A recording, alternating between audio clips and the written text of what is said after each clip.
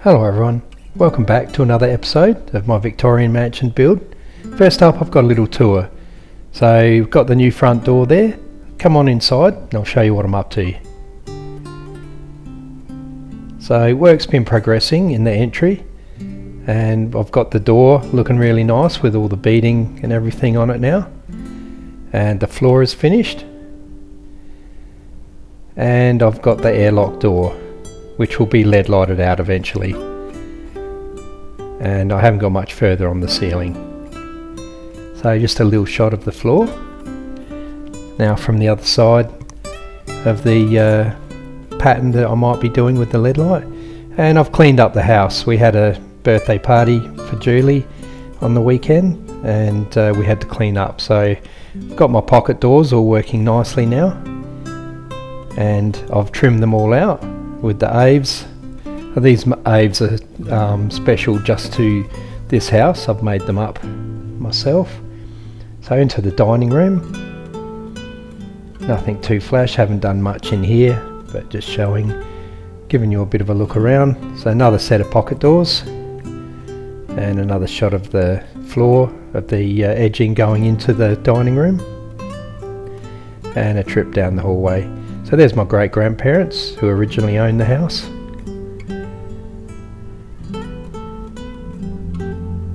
And a beauty shot of the finished hallway. So I love how this has come out. The two colours have worked, they work really well with the green, I believe. And I can't wait to get the next section done. And it looks really nice with the timber colour.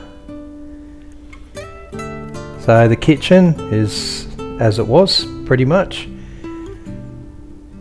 Nothing too flash in here at the moment, but you can see how the panelling's coming down the hallway and into the kitchen, and we've got the archway there. I love that arch as it brings you into the hallway and into the main bedroom, which was the first bedroom that I did when I first moved into the house. And we've changed direction slightly since I did this, since I finished this room. So I may be repainting and whatnot, but the ceiling will stay as it is. I love the light fitting, and the archway there that goes into, eventually will go into a little walk-in robe, and just a shot of the bed. So we've got the pantry here. Also haven't had a chance to do much more on this, but I made this pantry bigger from the original pantry, and I put some nice corners in here. Couldn't help myself, had to dress it up a little bit, so that looks pretty nice, I think. Not that anyone's going to look at it, and I'll do something with the light fixture later on. So out into the back, which will be demolished, this will be purely a get us by for the moment area, and then I'll be building up around it and then knocking this down afterwards. So I've cleaned up a bit here, got rid of the cupboard that had all my tools and paint pots and everything on it, just to make it, open it up a bit and look better. So you can see we got the barbecue out for the party yesterday, but yeah, shot of the clothesline there, and that's working quite well. We just have to put a roof over it. We get a lot of birds in that tree, and they tend to mess up our washing, I'll say. So around to the side of the outback toilet, and just a shot of the repointing that I did when I first moved in as a bit of a experiment on how it was going to go, and quite happy with that.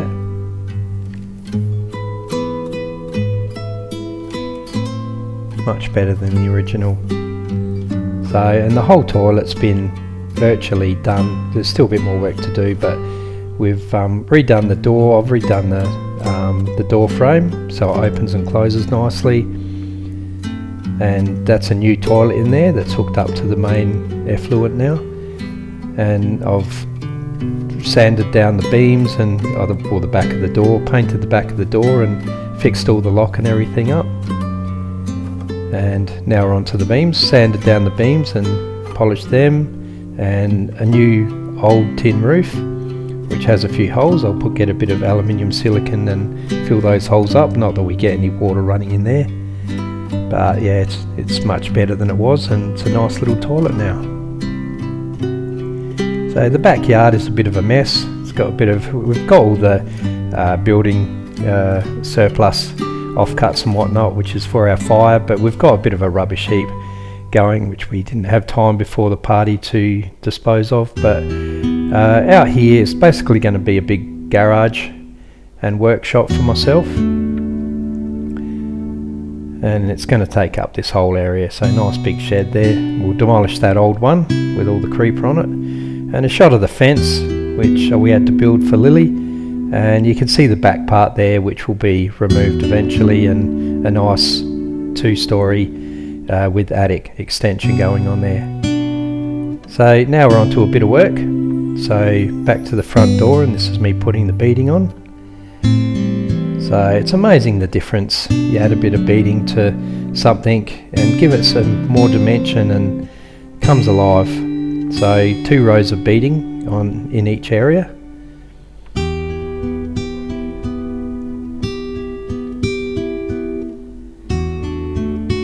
So just gluing everything on just so that there's no movement or, you know, it falling off later on. Minimal pins so that I don't have to fill too many nail holes. Bit of a chat to Julie, obviously.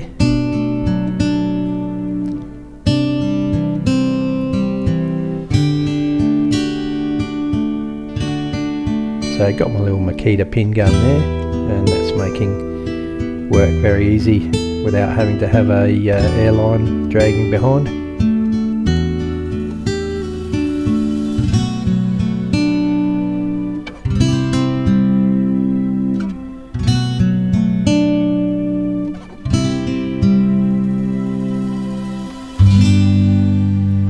With each step that you do on these things, it just looks better and better.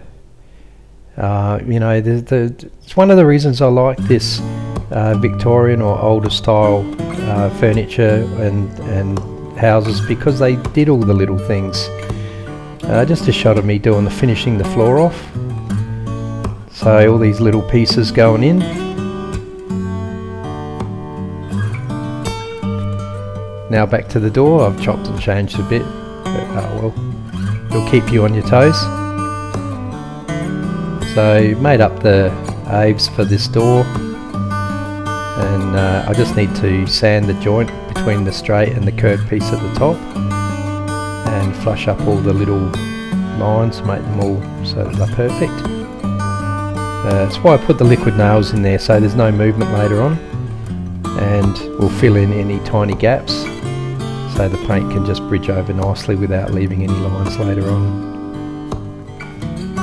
So like I said, another step, just keep pushing and it just keeps looking better and better. Obviously this is my opinion, so it might not be other people's cup of tea, but I really like it. So you can see the raised panels I've added to the door and the bottom 4 panels. That's added another dimension to it. So now I'm just working on adding the paneling pieces to the corners there that I had to fill in. So over the next couple of weeks I'll probably get most of this all tidied up now that we've cleaned up for Julie's party, and we've got nothing else coming up at the house, so I can just get all my scaffold and all my tools out again now. So I'm liking using this liquid nails. It really sticks well to the plasterboard, and I know there's going to be no movement and definitely no bits falling off over time. So now up on the scaffold and putting the cross pieces on.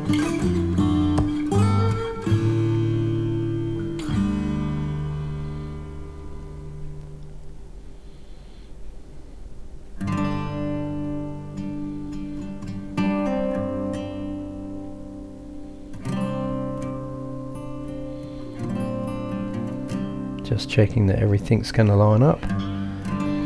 The ceiling wasn't exactly level, so it's throwing things out a little bit, but all the lines that I'm adding around the sides, trying to put in level, and then the ceiling just goes up in one corner, which I've managed to just make it so that the panels get a bit bigger towards the front door, and no one will ever be the wiser that they're different sizes.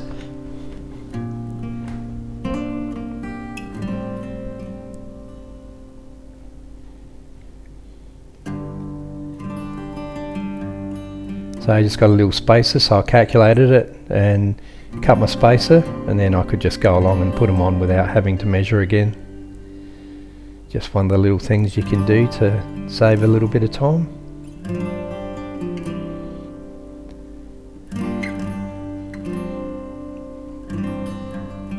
There's been quite a bit of work in this entry, but it really hasn't been a drag at all.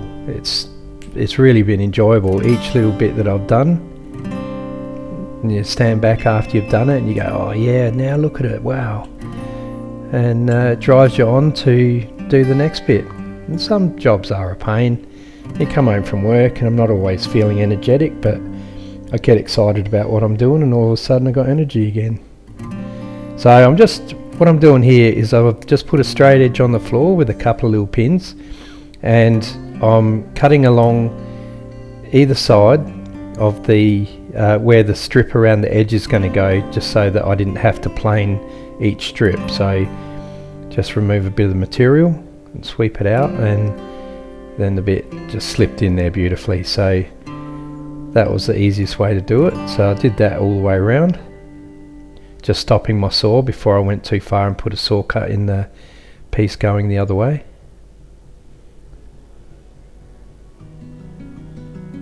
And then because I just pinned it down with 3 little pins, I was able to just pull that strip up off the floor, and I've got to go around and putty all the gaps and the nail holes in this floor, so it'll just be a little bit extra putty and a few nail holes, which are not going to be a drama at all.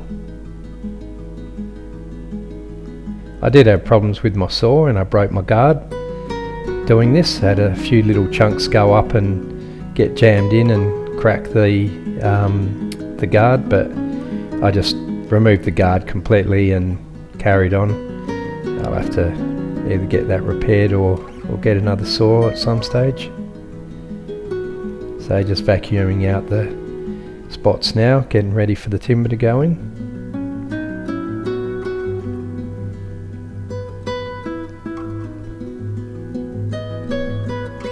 Looking forward to getting, I am staining this floor, but I'm only staining it with a really light teak coloured stain, so it'll just come out a real light brown sort of colour, just even things up a little bit, and the dark bits of timber will always be darker. So yeah, it'll just make it so it's not so stark against all the panelling, because obviously the panelling is quite dark. So I just bring the floor up to probably, you could say, a third or half strength intensity of colour. So just cutting all my joints, laying those bits of timber in and pinning them down. It was a piece of cake, this job. Just mark accurately, go and cut it and slip it in.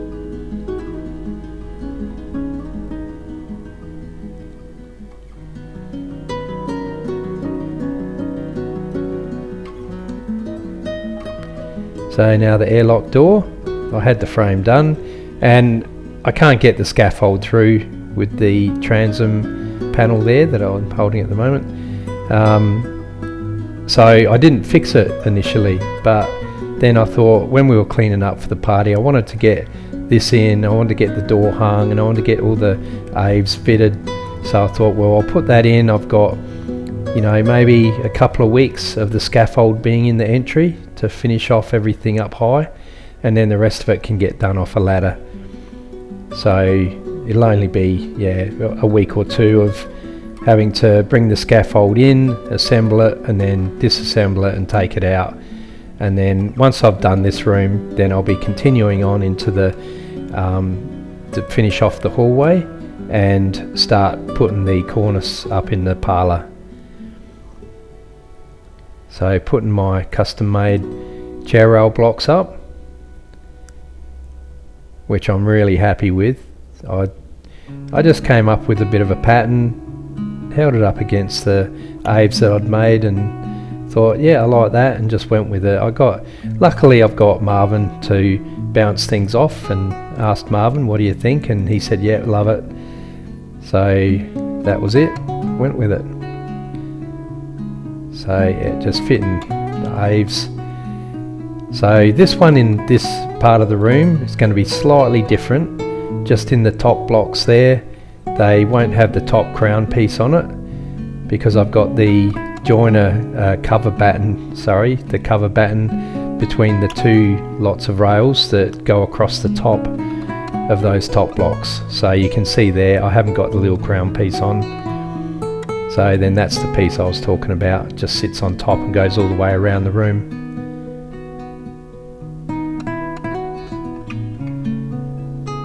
So I've got my saw just in the parlour at the moment, but I'm going to try and keep it clean when I do this next lot of work. So I'll try and set up my tools outside and do all my cutting out there. It was quite a big job cleaning, and the amount of dust in the carpet. Yeah, we were on the asthma puffers after cleaning up that room, that's for sure. So just checking out my hinges here. So once again, I've got my shiny solid brass hinges for the bling, and you'll see shortly I've picked up a different door handle set, which is more of a Victorian style set, and it's a pretty nice handle to open. So you'll see that shortly though, but for the moment just checking these hinges out, and just gonna get a measurement here and then mark it onto the jamb. So just added 3mm for my gap, and because I haven't got my stop on this door, I can easily just route that out, not like my failure when I did the front door. So I don't normally chisel out hinges with a dead blow hammer, but I couldn't find my proper hammer, so that did the job. Sometimes you just use the tool that you've got at hand, and you can get by. You don't need to go hunting for the exact right tool. So just fitting a what they call a tube lock. I always knew them as a mortise lock, but a mortise lock is something different that has a big key deadbolt in it. So this one here is purely just a pin that goes into your striker plate. So yeah, I'll drill that out, route out the recess for the plate, and yeah, dead easy to fit these. You just got to make sure you drill straight. So you know, if you're new at it, you just stop, you look sideways, you look on the top, drill a little bit further, check again, and drill through. So once you've gone in a bit of way, it actually just keeps following that angle that you're at. So it's, yeah, it is possible to go through the side of the door if you're not careful, and that would obviously ruin the whole thing.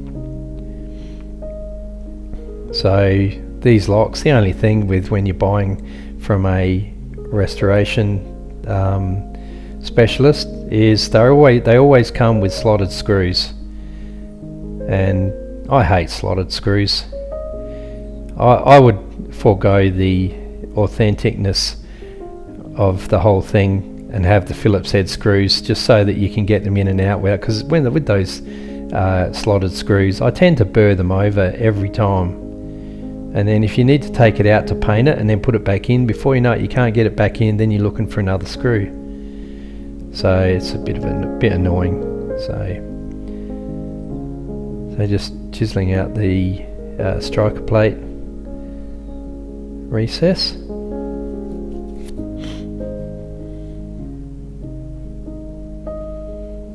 So and these plates, for some reason, probably because they're pressed, they have a bulge on the back, which is why I just drilled that bigger hole there to where the screws go. It's like for the countersink, so you got to do that, otherwise it won't sit all the way in.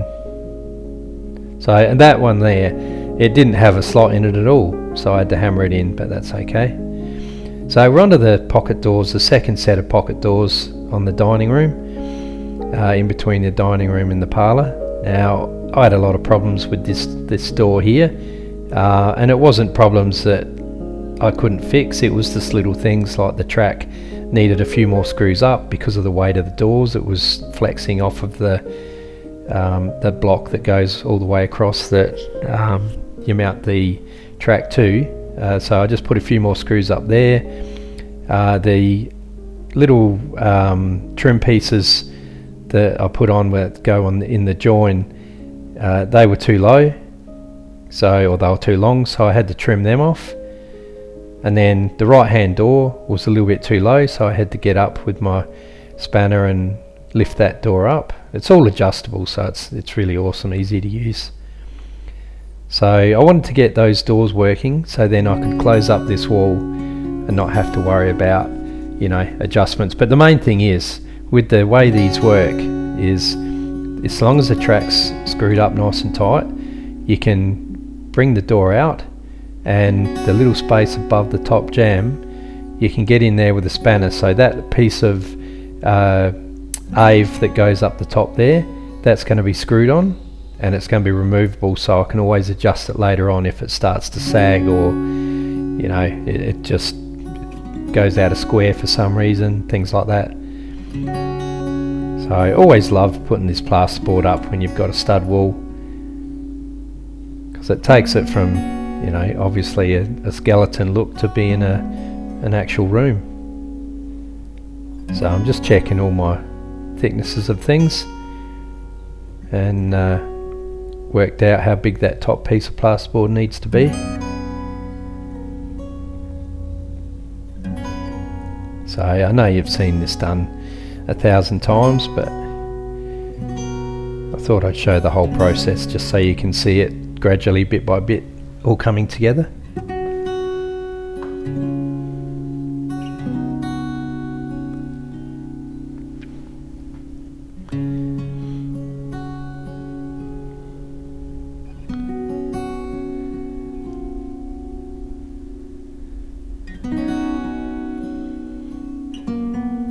So for my friends in the UK, if you're sharp, you've picked up that Julie's in there watching Miranda. I've watched that with her, it's quite a funny show. So you guys can probably relate to that.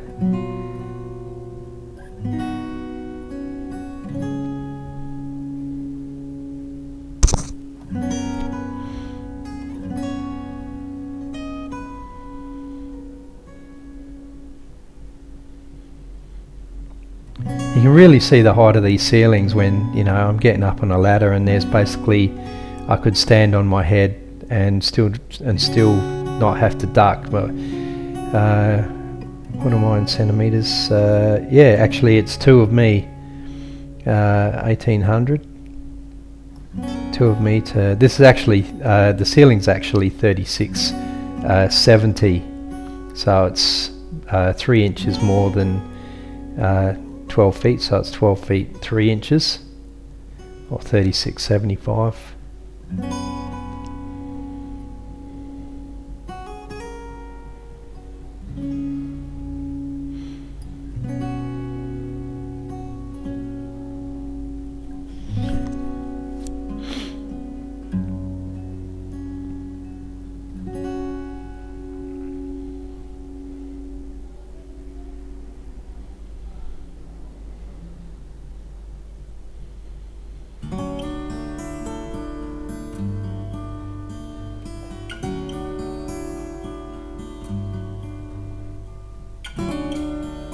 I've got a tool belt, a really nice tool belt that I should use, because I'm always putting screws in my mouth and then I'm having to get up and down the ladder.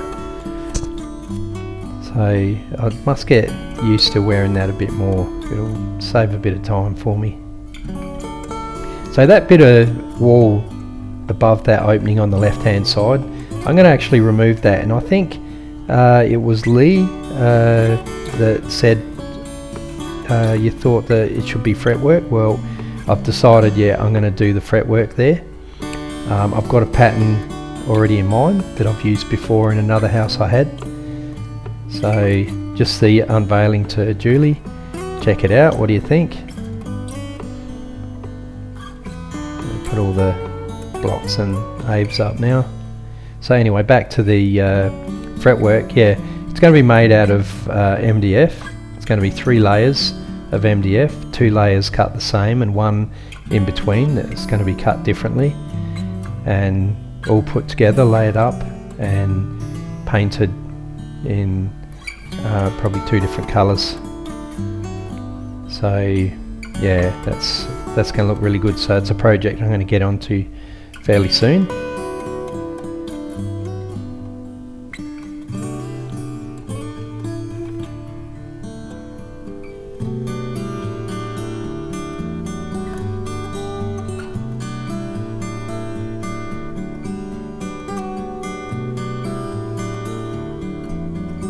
So there's the screws in that top piece, so I can just hold it up there, screw it in, and those screws will always be there, although I'll paint them brown, and I'll be able to just remove that to get in from my adjustment.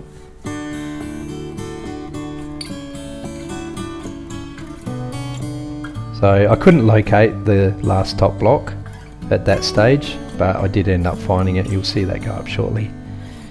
So that's just about the end of this video. Thanks if you got all the way through.